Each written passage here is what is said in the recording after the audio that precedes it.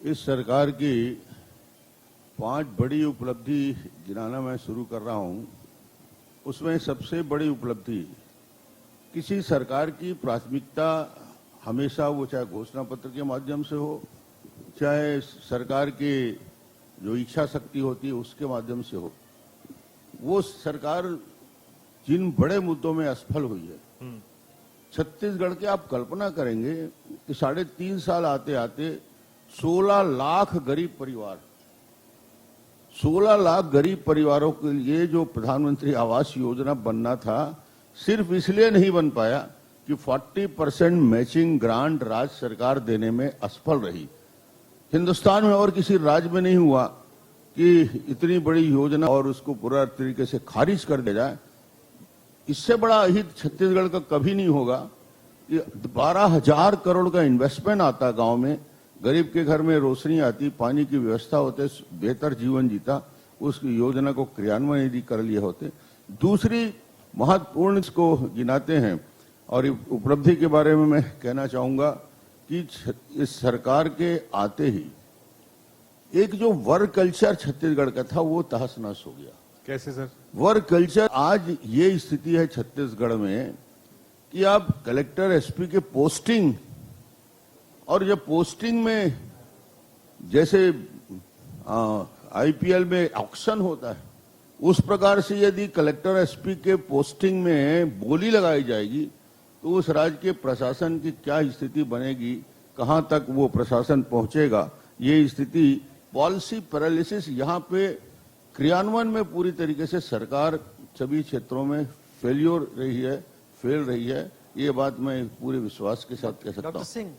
Doctor Singh, आप जो बातें कह रहे हैं, क्योंकि मैंने रजत के साथ सीएम भूपेश बघेल को सुना था, उन्होंने रजत के एक सवाल के जवाब में कहा था, और मैं उनको कोट करता हूं, दुर्भाग्य से छत्तीसगढ़ में रमन सिंह जी लंबे वक्त तक मुख्यमंत्री रहे, जिनके पास न विजन था न सोच। वही मैं बता देता हूं, वहीं से मैं बात शुरू करने वाला था कि जिस छत्तीसगढ़ के निर्माण के 3 साल बाद मुझे अवसर मिला, आप कुछ आंकड़े तुलनात्मक देख लीजिएगा ना, मैं जो बता रहा हूं उसके बाद तुलना कर लीजिए। 9,000 करोड़ का बजट हुआ करता था छत्तीसगढ़ का, 15 साल के मुख्यमंत्री रहते थे, 9,000 करोड़ का बजट बढ़ के 93,000 करोड़ तक पहुंचा। ये छत्तीसगढ़ के आर्थिक स्थिति के बारे में चित्रण मैं इसलिए कर रहा हूं कि वो छत्तीसगढ़ जो पलायन करने वाला छत्तीसगढ़ कहलाता था, वहां रोजगार के अवसर कैसे मिले। 38,000 करोड़ के जीडीपी बढ़ के 2,90,000 करोड़ की जीडीपी बढ़ा। पर कैपिटा इनकम जो छत्तीसगढ़ का 8-9 हजार में टिक जाता था, वो 70 से 80 हजार रुपये तक पहुंचाने का काम किया। छत्तीसगढ़ में जो हालात थे उस दौर में, मैं बताना चाहूंगा कि छत्तीसगढ़ के निर्माण के बाद आज तक कांग्रेस की सरकारें रही, 1,200 किलोमीटर प्रधानमंत्री ग्राम सड़क योजना थी छत्तीसगढ़ में। हमारी सरकार आई 15 साल, 22,000 किलोमीटर प्रधानमंत्री ग्राम सड़क योजना का निर्माण हमने किया। ये तुलनात्मक अध्ययन हो सकता है कि 222 कॉलेज से बढ़ के 468 महाविद्यालय जो है, एक नर्सिंग महाविद्यालय से बढ़ के 86 नर्सिंग महाविद्यालय की स्थापना हो गई। ये छत्तीसगढ़ में पॉलिटेक्निक और का स्थिति ये थी कि 11-12 थे, बढ़ के 70-80 तक पहुंचाने का काम किया। सारे नेशनल इंस्टीट्यूट आए उस दौर में, आईआईटी आया, आईआईएम आया, एनआईटी आया, नेशनल लॉ यूनिवर्सिटी आया, सारे संस्थान आए। ग्रोथ छत्तीसगढ़ का दिखता है। छत्तीसगढ़ में कोई सिस्टम नहीं था, पीडीएस का सिस्टम हमने दिया। और सबसे बड़ी बात, जो छत्तीसगढ़ का गरीब पलायन कर जाता था, उस छत्तीसगढ़ के 70 लाख लोगों के लिए यदि हिंदुस्तान की सबसे बड़ी योजना, जिसका सुप्रीम कोर्ट ने भी तारीफ किया, 1 रुपया किलो चावल, मुख्यमंत्री खाद्यान्न सुरक्षा हमने देने का काम किया। ये अपने आप में न केवल खाद्यान्न सुरक्षा, हमने पोषण सुरक्षा कहा, उसमें चावल भी दिया, चना भी दिया, नमक भी दिया, उनके लिए एक बेहतर व्यवस्था बनाने का काम छत्तीसगढ़ में किया। तो छत्तीसगढ़ के उस 15 साल में छत्तीसगढ़ एक विकसित छत्तीसगढ़ के दिशा में तेजी के साथ आगे बढ़ गया, जहां पलायन की तकलीफ से छत्तीसगढ़ को मुक्त हो, धान की खरीदी की पूरी व्यवस्था हमने बनाया, पीडीएस का सिस्टम हमने बनाया। इन सिस्टम को बनाने में जो 15 साल की मेहनत की, वो सिस्टम अब बिगड़ता जा रहा है। ठीक है सर, इश्यूज क्या होंगे इस बार इलेक्शन के? 3 बड़े मुद्दे जिसको लेकर आप जनता के बीच में जाएंगे। बड़े इशू तो रहेंगे। छत्तीसगढ़ का जो डेवलपमेंट इस 3.5 साल में रुक चुका है। गांव में आप जाइए, न सड़क, न पुल, न पुलिया, न स्कूल, न अस्पताल, सारे इंफ्रास्ट्रक्चर के काम पूरी तरीके से बंद हो चुके हैं। नए सड़क की बात छोड़िए, यदि छत्तीसगढ़ में 60,000 किलोमीटर सड़कें हैं तो उसके रिपेयर के लिए भी जो सरकार पैसा ना दे सके, एनुअल रिपेयर के लिए जो फंड की व्यवस्था ना कर सके, वो सरकार की स्थिति आज छत्तीसगढ़ में बनी है। इशू करप्शन का है। इशू सार्वजनिक चर्चा में ये कैसे आता है कि छत्तीसगढ़ सरकार की तरफ से कोयले पर प्रति टन 25 रुपया की वसूली होती है। रेत और शराब माफिया छत्तीसगढ़ में काम कर रहा है। ये इशू अपने आप में नीचे से लेकर पटवारी से लेकर कलेक्टर तक, यदि आप व्यवस्था को ठीक नहीं करेंगे तो गांव के हालात और बिगड़ते जा रहे हैं। इन इशू पे हम चुनाव की दृष्टि से जाएंगे कि छत्तीसगढ़ सरकार घोटाले की सरकार है, भ्रष्टाचार करने वाली सरकार है। जनता के लिए उनको कोई, आज उन्होंने वादा किया बेरोजगारी भत्ता देंगे, 2,500 रुपये बेरोजगारी भत्ता की बात हुई। 4.25 साल हो गए, कोई बेरोजगारी भत्ता आज तक नहीं मिला। इन्होंने वादा किया था जन घोषणा पत्र में पूरी शराबबंदी कर देंगे। आज शराबबंदी छत्तीसगढ़ में नहीं हुआ। घर पहुंचा के सेवा, रोजगार किसमें मिल रहा है? नागरिकों को घर पहुंचाकर शराब पहुंचाने का रोजगार मिल रहा है। ना शिक्षकों की भर्ती घोषणा 4.25 साल बाद होने के बाद उन्हें होश आया तो कल बोले कि हम 12,000 शिक्षक भर्ती करेंगे। 1 लाख से ज्यादा शिक्षकों की भर्ती हमने की। 70,000 पुलिस बल में संख्या बढ़ाने का काम किया, पुलिस में भर्ती हमने का काम किया। ये रेगुलर प्रोसेस होते हैं।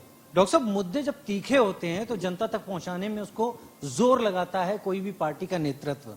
मेरा सवाल आपसे है कि छत्तीसगढ़ के ही कुछ नेता, पूर्व नेता प्रतिपक्ष रह चुके हैं, कई लोग सब ये एक आक्रामक नेतृत्व की मांग कर रहे हैं जिसकी बात हाईकमान तक भी जाती है। क्या आपको लगता है कि कांग्रेस का मुकाबला करने के लिए, जहां पर भूपेश बघेल एक बड़ा चेहरा बन चुके हैं, आपको आक्रामक नेतृत्व की जरूरत है?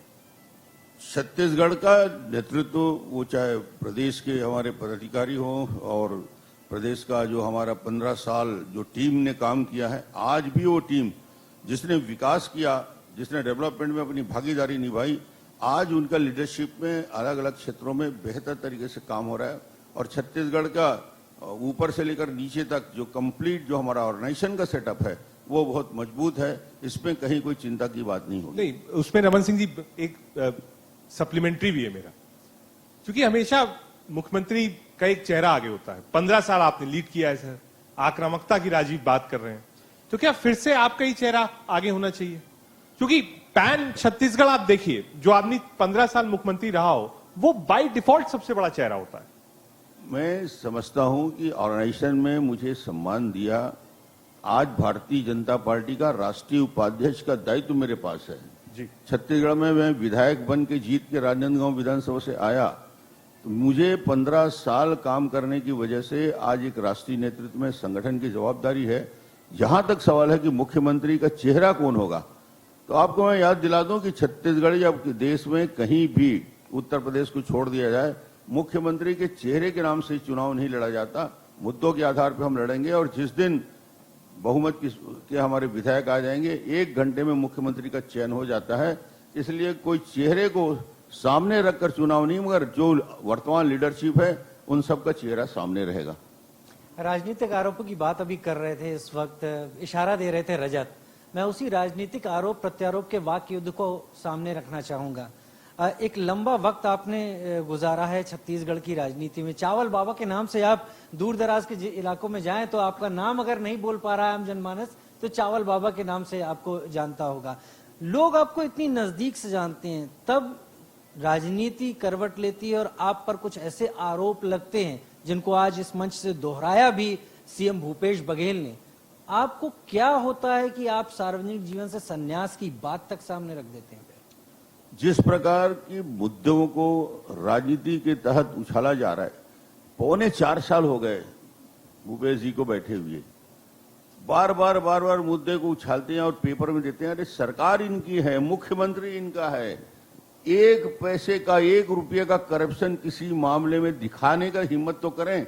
भूपेश बघेल का चरित्र ये है कि नान के मामले में आरोप लगाते हैं नागरिक आपूर्ति निगम में, और जब ये नेता प्रतिपक्ष छत्तीसगढ़ में रहते हैं तो उस नान के दोनों वरिष्ठ अधिकारियों के खिलाफ प्रधानमंत्री को पत्र लिखते हैं कि टुटेजा और शुक्ला जी को, इनको ईडी के द्वारा जांच कराया जाए, ये नान के मामले में अपराधी हैं। आज वही अधिकारी जिसके बारे में भूपेश बघेल ने ईडी को पत्र लिखा था, वही अधिकारी आज बैठे हैं सर्वोच्च पद में बैठे हुए, नान के मामले में सुप्रीम कोर्ट में केस को लेट कर रहे हैं और सुप्रीम कोर्ट को कहना पड़ा कि सरकार जबरदस्त हस्तक्षेप कर रही है केस को आगे बढ़ाने के लिए।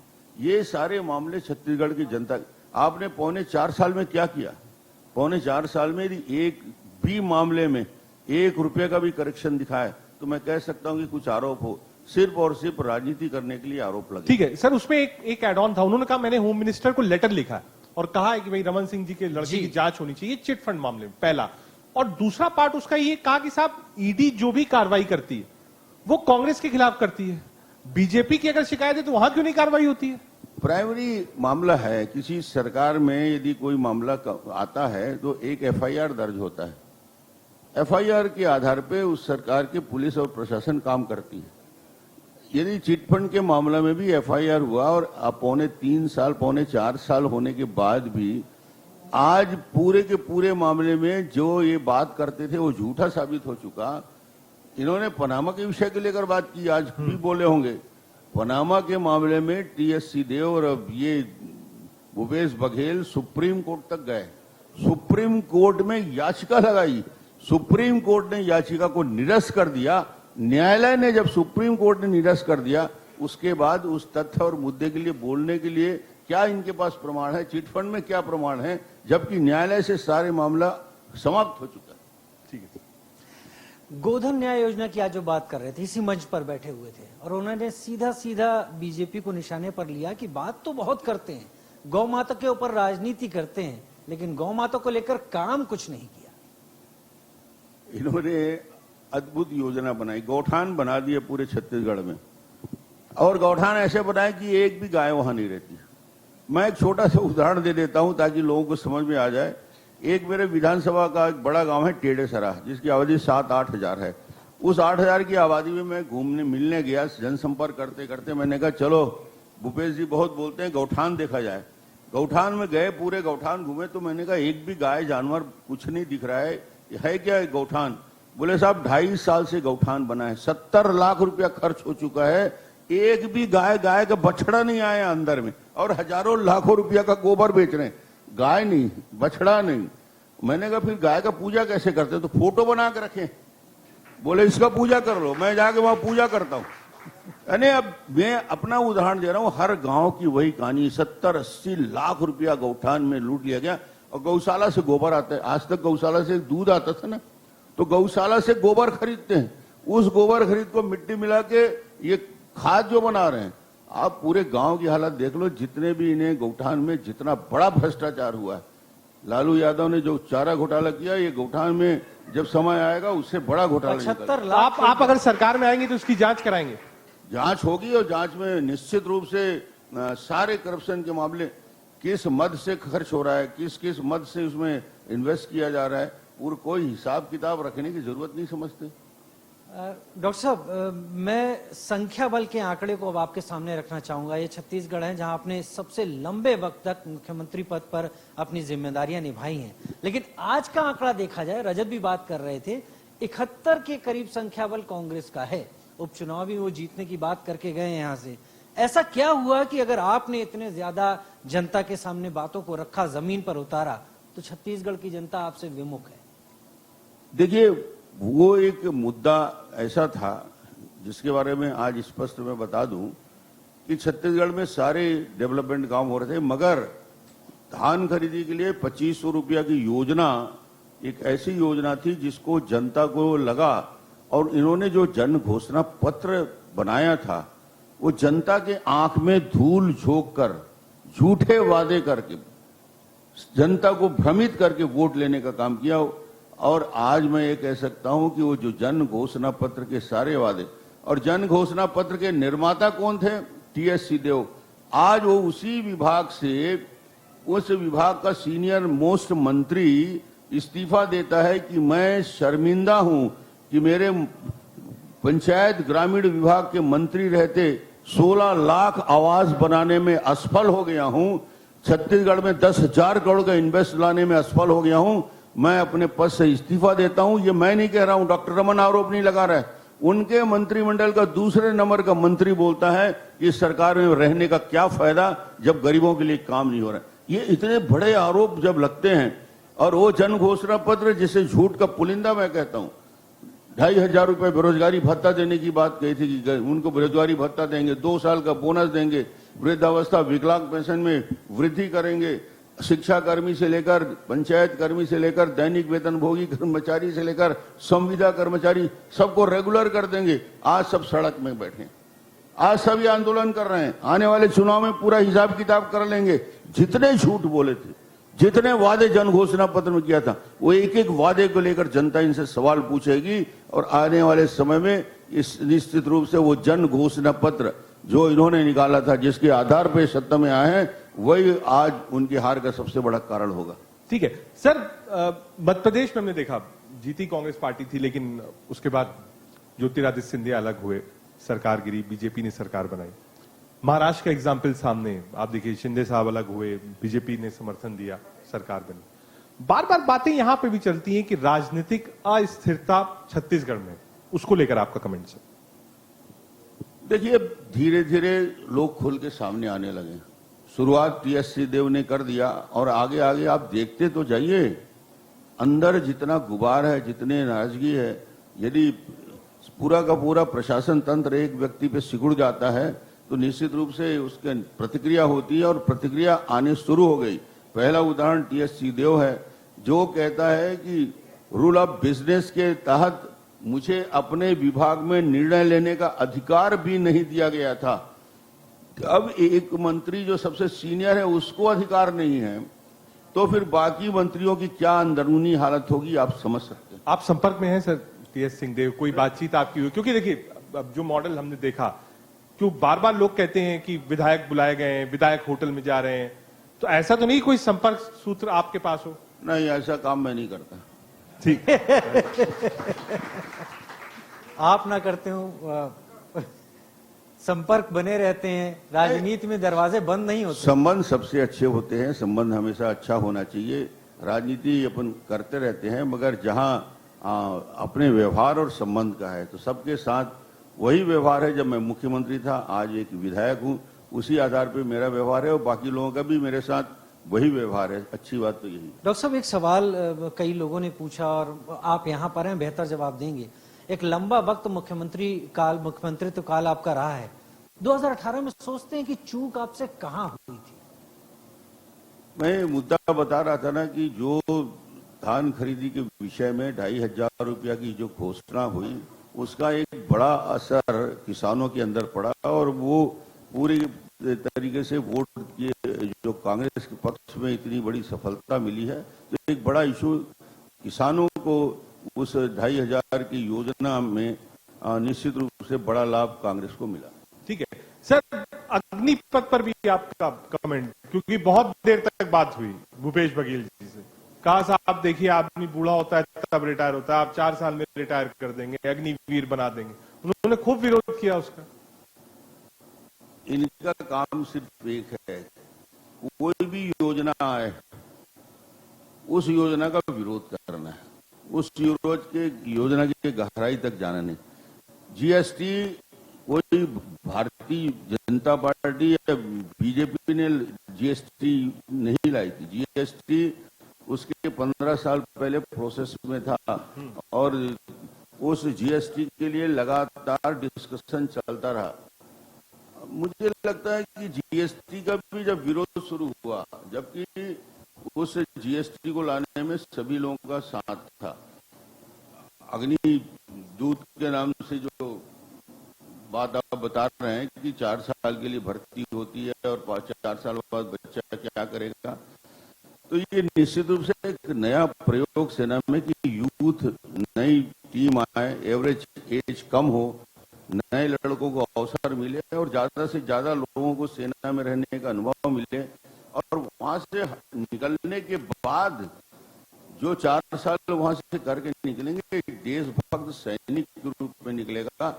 उसके पास बहुत सारे काम करने के रास्ते खुले। सर, जो दूध और छाछ पैक्ट वाली है उस पर जो जीएसटी बढ़ाया गया और लगाया गया, उसका विपक्ष जो है वो विरोध कर रहा है, उसको जायज मानते हैं आप? कुछ मामले ऐसे हैं जिसपे हम बहुत ज्यादा सहमत भी ना हो, तो फिर से आग्रह करते हैं कि ऐसे मामले को पुनर्विचार करें। तो ये बहुत जरूरी जो आइटम होगा उसमें आग्रह कर सकते हैं। डॉक्टर साहब, आपसे कुछ देर पहले सीएम भूपेश बघेल यहाँ थे और उन्होंने बहुत ज्यादा कई बार इस बात पर जोर दिया और उन्होंने कहा कि ये छत्तीसगढ़ मॉडल है। हम गुजरात मॉडल सुनते रहते थे और छत्तीसगढ़ मॉडल की बात करते करते वो आने वाले दिनों में एक अपनी जीत का खाका तैयार करने की बात कहते नजर आए। क्या है छत्तीसगढ़ मॉडल? छत्तीसगढ़ मॉडल जो भूपेश जी अपना मॉडल बता रहे हैं, वो मॉडल लोगों के लिए सीधा सीधा धोखा देने का मॉडल है, झूठ के आधार पे खड़ा होने वाला मॉडल है। डेवलपमेंट कागज पे नहीं होता, जबान पे डेवलपमेंट नहीं होता, वो सड़क पे दिखता है। इंफ्रास्ट्रक्चर के निर्माण की जब कल्पना होती है छत्तीसगढ़ को, आप ये तो बात करें कि आपने पर कैपिटा इनकम कितना बढ़ा दिया, छत्तीसगढ़ में इंफ्रास्ट्रक्चर में आपने कितना इन्वेस्ट कर दिया, कितने हजार किलोमीटर नई सड़कें बना दी, नए पुल बना दिए, एजुकेशनल इंस्टीट्यूट बना दिया। इस विषय पे बात करके छत्तीसगढ़ मॉडल, गोबर बेचने का मॉडल बना रहे हैं छत्तीसगढ़ में, गौमूत्र बेचने का मॉडल बना रहा है, ठीक है, उसमें कोई नुकसान नहीं है, मगर जो काम जो आने वाली पीढ़ी को रोजगार से जोड़ने वाला काम है, उसके लिए एक मॉडल लेके आइए ना। छत्तीसगढ़ एक 20 साल का राज्य हो गया है, जहां उम्मीदें हैं, जहां काफी लंबी छलांग लगाने की तैयारी है, उस छत्तीसगढ़ का जो बेसिक काम है उस काम पे ध्यान देना चाहिए। ये प्रचार ही है कि आप ये मानते हैं? ये विशुद्ध प्रचार ही है, कागज पे है और कागज पर सारी बातें हो रही हैं। ठीक है सर, इस वक्त बिल्कुल सशक्त और शक्तिशाली आपकी पार्टी चल रही है। आप देखिए, बैक टू बैक चुनाव बीजेपी जीत रही है और प्रधानमंत्री नरेंद्र मोदी, अमित शाह, जो लीडरशिप है, जो डिसीजंस है, वो विपक्ष कहीं ना कहीं थोड़ा कमजोर हुआ। आप देश भर में अगर आप देखेंगे रिकॉर्ड्स 14 के बाद से, तो एक के बाद स्टेट बाय स्टेट मिला है। क्या यहां पे भी आपको लगता है कि वही इफेक्ट है इस चुनाव में, या यहां पर लोकल मुद्दों पर चुनाव होंगे, लोकल चेहरों पर चुनाव होंगे, या फिर वो इफेक्ट यहां पर भी रहेगा? देखिए, देश में राजनीति में परिवर्तन आने की प्रक्रिया इस दशक के राजनीति के बाद हो रहा हूं, 2014 से मोदी जी के नेतृत्व में शुरू हुआ। आप कल्पना करिए, 2014 में जब मोदी जी प्रधानमंत्री बने, उस समय दिल्ली की हालत ये थी कि 15-16 राज्यों में कांग्रेस की सरकार थी, हम 7 राज्य तक सीमित थे। 2014 से 18 और 18 से आज तक आते आते भारतीय जनता पार्टी 7 से बढ़ के 18 में हो गई और कांग्रेस 15-16 से घट के 2 राज्यों में आ गई। 556 विधानसभा के चुनाव हुए, जिसमें से 56 विधानसभा में कांग्रेस जीती। इतना बड़ा उत्तर प्रदेश के जो हालात थे और बाकी राज्यों में चुनाव हो रहे हैं, तो भारतीय जनता पार्टी का ग्राफ बढ़ते बढ़ते 14 से जो अभी तक पहुंचा है, तो आज मैं ये कह सकता हूं कि इसके पीछे मोदी जी की तपस्या, उनकी मेहनत, उनका परिश्रम और जो आम आदमी के जीवन में परिवर्तन लाने वाली योजना, कोई कल्पना नहीं कर सकता था कि ऐसी योजना का निर्माण मोदी जी ने किया, जो आज देश के अंदर देखा जाए 45 लाख खाते खुलते हैं। अब खाते खोलने का मजाक उड़ाया करते थे लोग, आज डायरेक्ट बेनिफिट ट्रांसफर में 22 लाख करोड़ जब ट्रांसफर होता है, घर घर में 11 करोड़ घरों में शौचालय, 9 करोड़ लोगों के गैस के सिलेंडर दिए जाते हैं, घर घर में उनके निर्माण के लिए 3 करोड़ 20 लाख आवास की योजना बनती है, विद्युतीकरण का काम होता है, 80 करोड़ लोगों को 24 महीने राशन की व्यवस्था होती है, 200 करोड़ लोगों को निःशुल्क कोविड का वैक्सीन लगाने की व्यवस्था होती है। तो ये मोदी जी का चमत्कार है कि गरीब से गरीब आदमी, जो कल्पना नहीं कर सकते लोग, वो मतदान में मोदी जी के लिए वोट डालने के लिए इसलिए आते हैं। उसके जीवन में एक व्यक्ति को यदि आवास मिल जाता है, गरीब को, उसके घर में बिजली आ जाती है, उसके घर में शौचालय पहुंच जाता है, उसके घर में गैस सिलेंडर पहुंच जाता है, उसके बच्चे के लिए बेहतर स्कूल की व्यवस्था हो जाती और राशन की व्यवस्था हो जाती। ये मूलभूत 5 काम करने की वजह से मोदी जी आज जहां हैं, और मैं आपको आज यहां इस मंच से कहना चाहता हूं पूरे विश्वास के साथ कि 2024 का इलेक्शन आएगा, इस देश में एक नया कीर्तिमान बनेगा मोदी जी लगातार तीसरी बार इस देश के प्रधानमंत्री बनेंगे, तय हो चुका। सर लेकिन जो स्टेट वाली बात आपने कही, ठीक है, डाटा वाइज जो आपने बताया बिल्कुल परफेक्ट है, लेकिन कांग्रेस इस बात को कहती है कि साहब हमारे ही चेहरे हैं, आप ईडी सीबीआई से डराते हैं, अपनी तरफ लाते हैं। बीजेपी के पास एक वॉशिंग मशीन है, सारे दाग खुल जाते हैं। असम में आपने हेमंता को ले लिया, पश्चिम बंगाल में टीएमसी के लीडर को ले लिया, यहां पर भी जुग्गत जारी है। महाराष्ट्र में शिंदे साहब अलग हो गए, मध्य प्रदेश में आइए ज्योतिरादित्य सिंधिया, यूपी में जाइए जितिन प्रसाद, आरपीएन सिंह। कहा साहब वॉशिंग मशीन है, सारे दाग धुल जाते हैं। आप ईडी की बात शुरू कर दी है। ईडी के लिए जो आज पूरे देश में जो मामला चल रहा है, ये हमारे माननीय मुख्यमंत्री जी भूपेश बघेल जी जब छत्तीसगढ़ में नान के नाम से नागरिक आपूर्ति निगम के घोटाले की बहुत बड़ी बात होती थी, उन्होंने पत्र लिखा प्रधानमंत्री जी को कि हमारे ये दो भ्रष्ट अधिकारी हैं, और उसमें टीएस सिंहदेव का भी हाथ था कि इनका जांच ईडी से कराया जाए। ये मांग करने वाले भूपेश जी, और जब प्रधानमंत्री नरेंद्र मोदी जी की ईडी पूछताछ करती है, जब ये मुख्यमंत्री रहते हैं, अमित शाह से पूछताछ करते हैं, उनके पास ईडी की बुलावा आता है। मगर आज आप देखेंगे कि ईडी का बुलावा यदि राहुल और सोनिया का आता है तो पूरे दुनिया को सिर में उठा लेते हैं।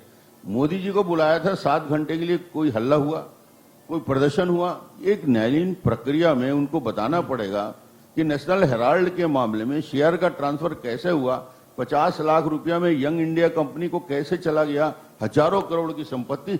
जवाब तो देना ही पड़ेगा, चाहे भूपेश बघेल हो चाहे सोनिया गांधी हो, जवाब ईडी के सामने जाके देना पड़ेगा। और जब आप सच्चे हैं तो फिर डरने की क्या जरूरत है? मैं तो बोलता हूं चोर मचाए शोर, ज्यादा हल्ला करने से क्या होता है? ये सवाल जो आप कह रहे हैं, सवाल पूछे भी गए हैं, सीएम भूपेश बघेल से सवाल पूछे हैं हम लोगों ने। मैं अपनी टैगलाइन पर आता हूं, हमारी टैगलाइन है गढ़गे नवा छत्तीसगढ़। क्या आज नवा छत्तीसगढ़ है, या जो आप छोड़ के गए थे उससे भी नीचे आ चुका है? सारे इंडिकेटर बताते हैं कि जहां पे छत्तीसगढ़ को हमने छोड़ के आया था, उस छत्तीसगढ़ को इस 3.5 पौने 4 साल में तबाह ही किया गया। आईएमआर का मामला हो, एमएमआर का मामला हो, कुपोषण का मामला हो, देश में हम पीडीएस के मामला में 1 नंबर पे हुआ करते थे पूरे हिंदुस्तान में। सुप्रीम कोर्ट हमारी तारीफ करता था पीडीएस का, आज वही पीडीएस सिस्टम में हम 16वें नंबर पे आ गए हैं। नीति आयोग अपने रिपोर्ट में बोलता है कि छत्तीसगढ़ सारे इंडिकेटर में फेल हो गए। जिस नीति आयोग में हम पहले दूसरे तीसरे नंबर में हुआ करते थे, आज 14वें और 15वें नंबर पे एआर हैं। आवास के मामले हिंदुस्तान के हम सबसे पीछे हैं, गरीबी उन्मूलन के प्रोग्राम में हम सबसे पीछे हैं, डेवलपमेंट के इंडिकेटर में देखा जाए तो छत्तीसगढ़ सबसे पीछे है। तो ये 3.5 पौने 4 साल में और क्या हुआ? ये सारे आंकड़े जो देश देखती भी है और जनता भी देखती है, वो जानती है कि सिर्फ कागज में विकास दिख रहा है, धरातल पे सच्चाई अलग है। ठीक है सर, एक आरोप ये भी है कि धर्म के नाम पर राजनीति हो रही है देश में। कहा साहब बीजेपी धर्म के नाम पर राजनीति करती है, पोलराइज कर देती है, हिंदू मुस्लिम कर देती है, इसलिए चुनाव जीत जाती है। देखिए, भारतीय जनता पार्टी अपने जन्म से, जनसंघ से लेकर आज तक इतनी लंबी यात्रा हुई, धर्म के नाम पे राजनीति नहीं होती। मगर आस्था और विश्वास जब करोड़ों लोगों को जहां से जुड़ा है, उस आस्था के प्रतीक चिन्ह को सम्मान दिलाने का काम यदि कोई पार्टी डंके के चोट में करती है तो भारतीय जनता पार्टी करती है। हम कहते हैं राम जन्मभूमि का बनना, राम जन्मभूमि मंदिर का निर्माण, ये ऐसा बदनुमा दाग था हिंदुस्तान के ऊपर, उसको मिटाने के लिए यदि पार्टी उसको एक मुद्दा बना के काम करती है तो उसमें काहे के लिए पश्चाताप? जो अच्छे काम है वो करेंगे। और नेशन फर्स्ट, देश सबसे पहला है हमारे लिए, देश से आगे और कोई नहीं। और यही मोदी जी कहते हैं कि देश के विकास और तरक्की के लिए काम करेंगे, तुष्टीकरण नहीं होना चाहिए और काम सबके साथ जुड़ के होना चाहिए। यह भारतीय जनता पार्टी की साफ सोच है। इसलिए मुझे नहीं लगता कि कोई तुष्टीकरण की राजनीति भारतीय जनता पार्टी करती है, और न धर्म के आधार पर हम वोट मांगते। मुख्यमंत्री भूपेश बघेल ने इसी सवाल को, उसके जवाब को जोड़ते हुए कहा कि अगर मैं उम्मीद लगाऊं तो मैं अगर 71 पे हूं तो आने वाले चुनाव में हम 71 से ज्यादा जाएंगे, उससे कम तो नहीं जाएंगे, क्योंकि जनता के नजदीक हैं और बीजेपी यही करती है। क्या सर इसी में एड ऑन है, एक कांग्रेस ने भी पुश दिया सर भूपेश बघेल को, देश भर में प्रचार किया, जहां जहां बड़े स्टेट्स थे वहां गए, यूपी में हालांकि सीट्स नहीं मिली लेकिन कैंपेन किया। तो जो ब्रांडिंग ऑफ भूपेश बघेल है, आपको लगता है वो नेशनल लेवल पर कांग्रेस ने बड़ी अरे चमत्कारिक पुरुष है भूपेश। उत्तर प्रदेश गए महाराज, उत्तर प्रदेश में गए और चमत्कार ऐसा दिखाया कि उत्तर प्रदेश ऐसा साफ हुआ कि 380 लोगों की जमानत जब्त हो गई। दूसरा चमत्कार, असम में गए, असम में सरकार बनने वाली थी, वो भी काम किया और असम में सरकार वहां से निपट गए। भूपेश बघेल गए और लौट गए। हमको बोलते हैं, हम तो मांग करते हैं कि जहां जहां चुनाव होने वाला है भूपेश को नेतृत्व दे दो।